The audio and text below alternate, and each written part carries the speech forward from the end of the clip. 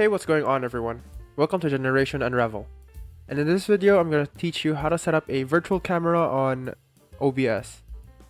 So first things first, let's open up our OBS here. And then we create a new scene. And then let's name this virtual camera. And then now that we have created our new scene, we have to add our source. Let's do a display capture. Click OK, and then make sure that our main monitor is selected. Click OK, and then we have to add one more source, which is a video capture device. Click OK, and then here we set up our webcam. Make sure that our webcam is selected, and then click OK. We adjust our webcam here, just like that. And then after that, we click on Start Virtual Camera.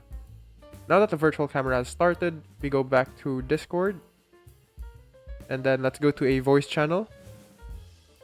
And then to test if our virtual camera is working, we make sure that our webcam is selected to virtual camera on Discord. So we go to user settings. We go to voice and video. And then scroll down to camera and make sure OBS virtual camera is selected. We close this and then turn on our camera. And then our virtual camera should work.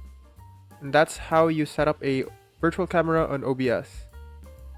That will be all for this video, and if you like the video, don't forget to like and subscribe to the channel for more quick and easy how-to guides.